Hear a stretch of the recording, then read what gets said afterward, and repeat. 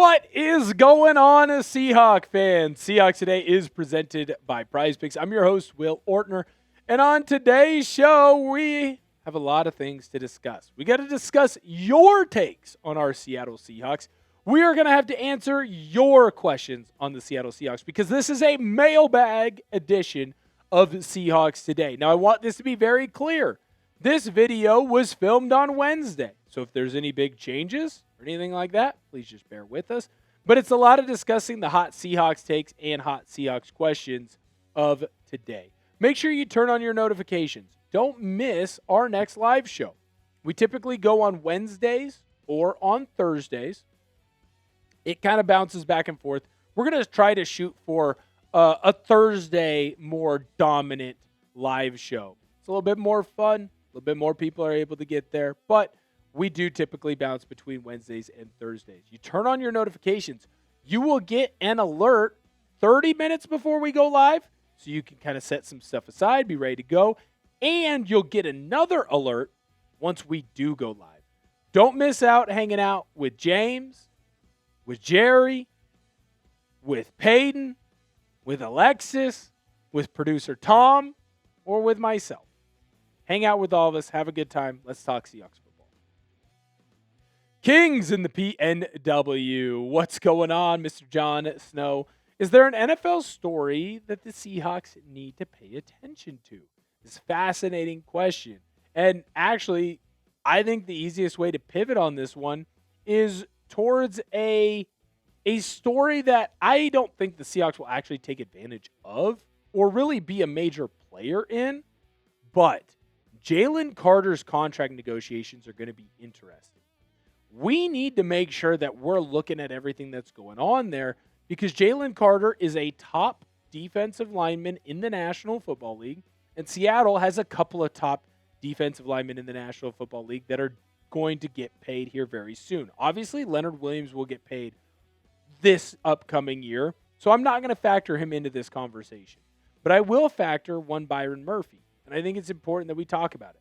So right now, the Philadelphia Eagles are debating, do they pay Jalen Carter or do they not pay Jalen Carter?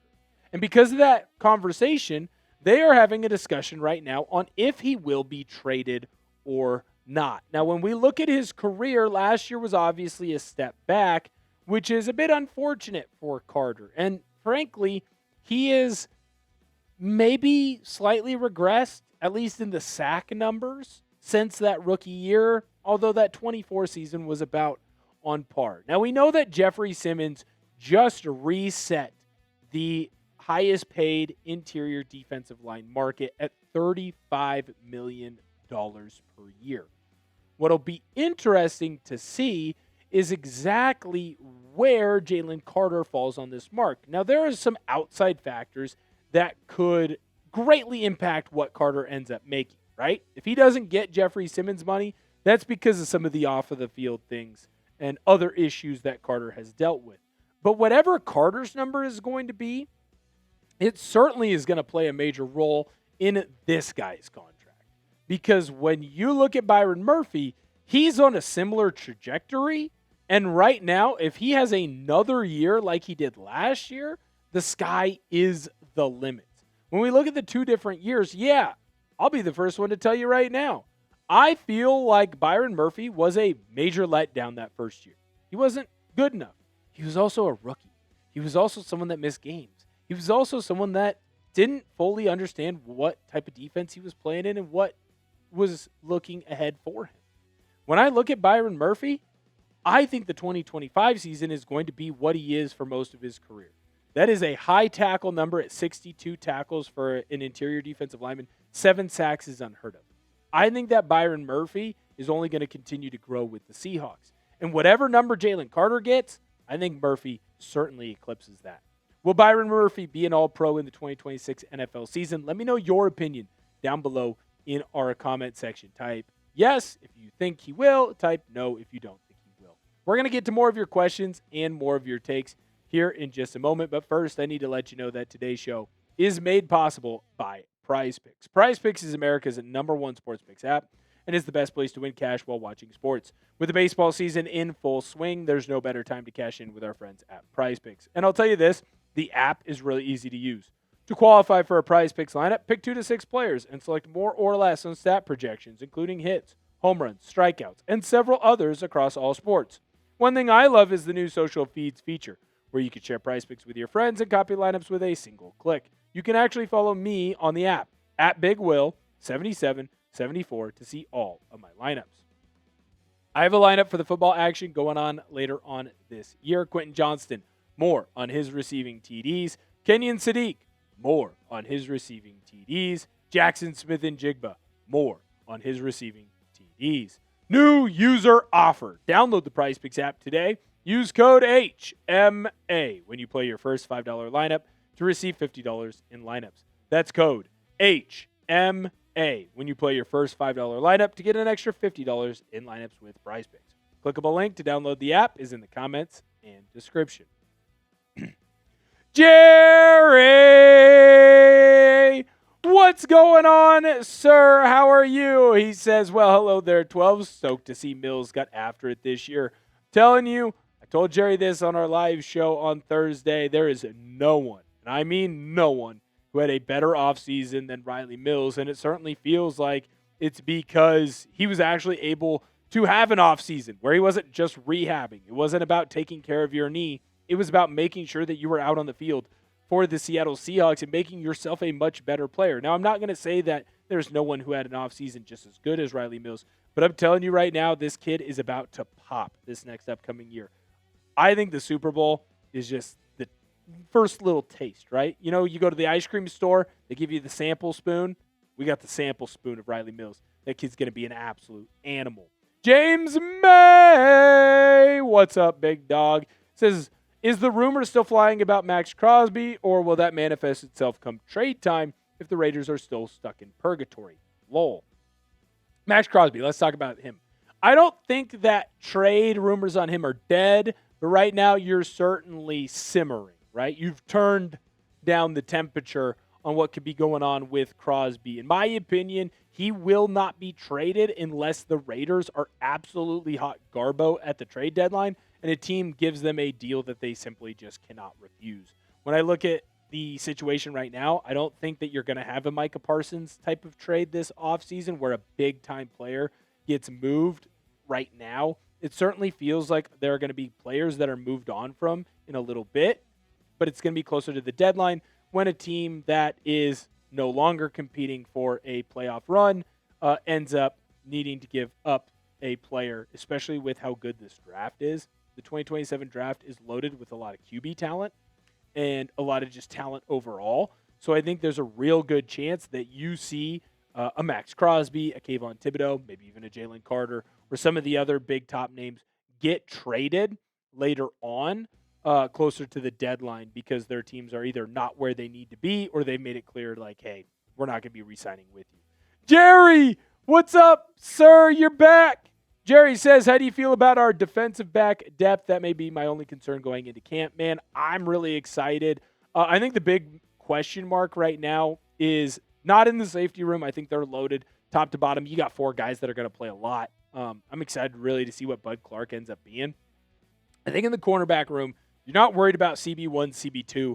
You are a little bit worried about CB3. And I think there's going to be a legit position battle for that spot. I think right now it's kind of a 3-man race. You're looking between Julian, Neal, Noah Igbenogany, and then you're also looking at Nehemiah Pritchett. This is a real make-or-break year for Nehemiah Pritchett there. It certainly sounds like Igbenogany, at least right now, has the lead. So it'll be interesting to see who ends up holding on to that top spot. Peyton, what up, man? Peyton says, give Devon Witherspoon all the money, but save some for Nick Emmanwori. That's a smart thing there. We asked earlier this week, what would you be willing to give Devon Witherspoon, and could he be overpaid? I think Peyton agrees with me. He cannot be overpaid.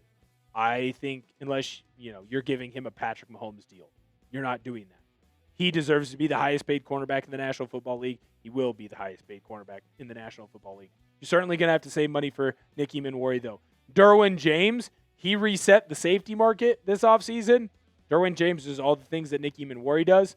But Nick Emmanwori is younger, and I think his ceiling is higher than Derwin James. I'm telling you right now, I think Nick Emmanwori is going to be able to get paid. A couple years down the line, but something to be on the lookout for.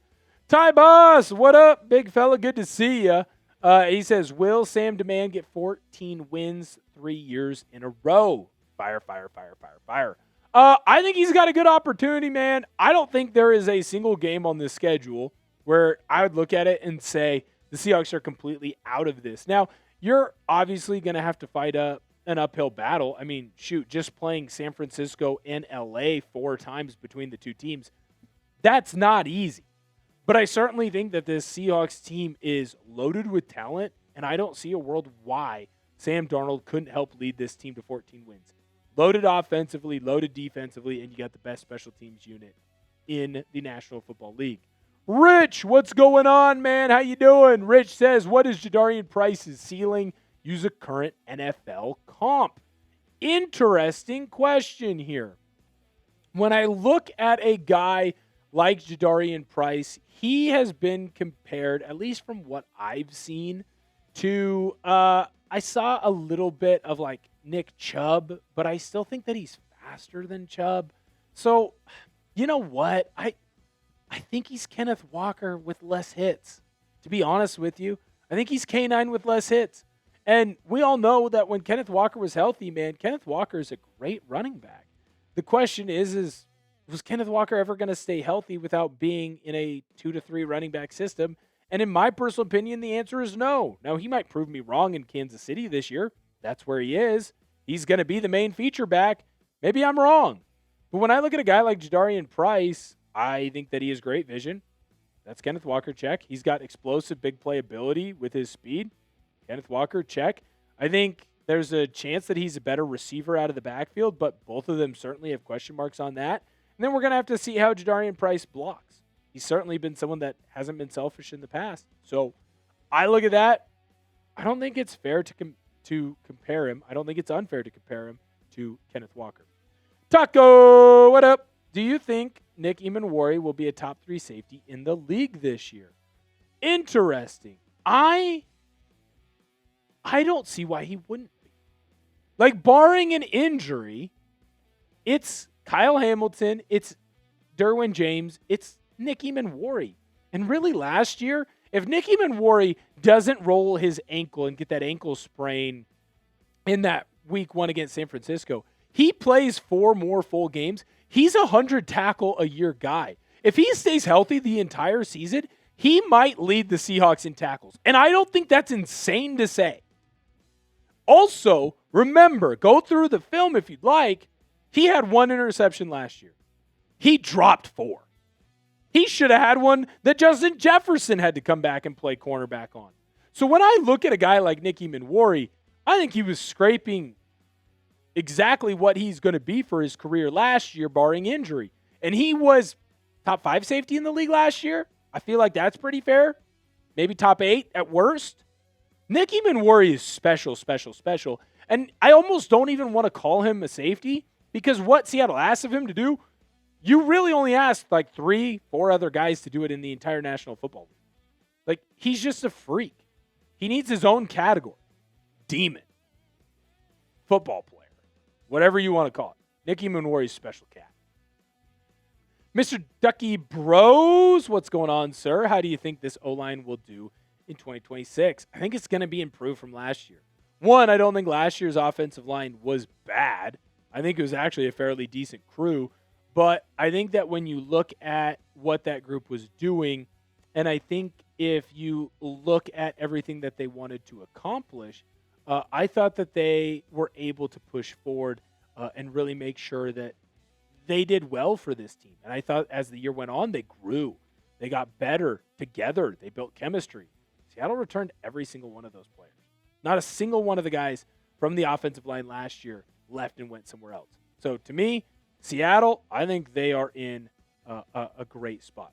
Reek, we're going to get to yours. Producer Tom's going to look for one from Alexis because I do owe Alexis a question. But we'll get to Reek right now, and we'll end the show with a question from Alexis if she uses that hashtag Seahawks.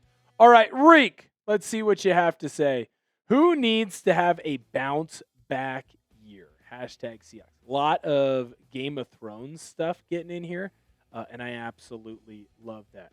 So to me, who needs to have a bounce back year? I don't know if this player, a bounce back year is completely fair to them, but I certainly think that if you look at Julian Love, I think that a healthy season from Julian Love is going to be very important to this team in this season. Obviously, last year had to go on IR, missed a lot of time. Now, what was impressive is Seattle was really able to weather that storm with him out for as long as he was. Shout out to Ty Okada and Kobe Bryant for everything that they did.